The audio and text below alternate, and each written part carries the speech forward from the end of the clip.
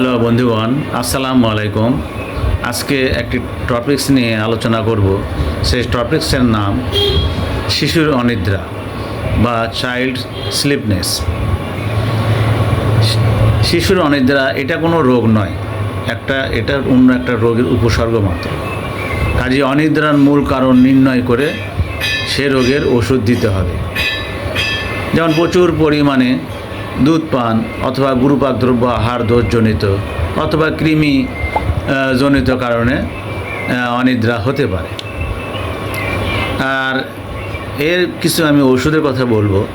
সেই ওষুধগুলো হচ্ছে নিদ্রালুতা অথচ নিদ্রা হয় না, মানে নিদ্রা ভাব অথচ নিদ্রা হচ্ছে না, মাথা গরম, রক্তাধিক্য, ঘুমন্ত অবস্থায় চমকে ওঠে, চোখ মুখ লাল হয়ে যায়।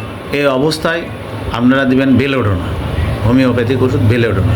আবার যেমন বাচ্চার মেজাজ খিটখিটে মেজাজ, সর্বদা কোলে চড়ে বেড়াতে চায়, কিছুতেই শান্ত হয় না, কোনো কিছু তার হাতে দিলে বা খাওয়াতে দিলে কোনো কিছু সান্ত্বনা দিতে চায় না, সান্ত্বনা দিলে সান্ত্বনা হয় না, তাকে দিবেন আপনি ক্যামোমিলা নামক ওষুধটি দিবেন।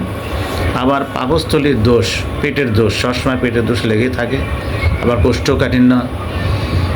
কোষ্ঠকাঠিন্য থাকে, এই জন্যে আপনি তাকে দিবেন হোমিওপ্যাথিক শ্রেষ্ঠ মেডিসিন নার্স ভূমিকা। আর অন্যান্য ওষুধ সব ব্যর্থ হলে শিশু এবং বৃদ্ধ সবাই এটা খেতে পারে। একটা হোমিও ওষুধ আছে, নাম হচ্ছে প্যাসিফ্লোরাইন মাদার টিংচার। এইটা শিশুদের 5 ফোঁটা, বড়দের 20 ফোঁটা খাওয়ানোর নিয়ম।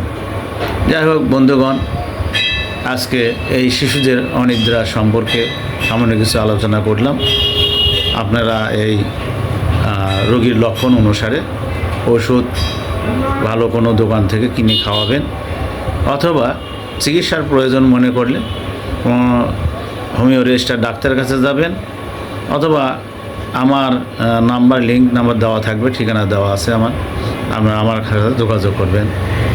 সবাই সুস্থ থাকবেন। আসসালামু আলাইকুম।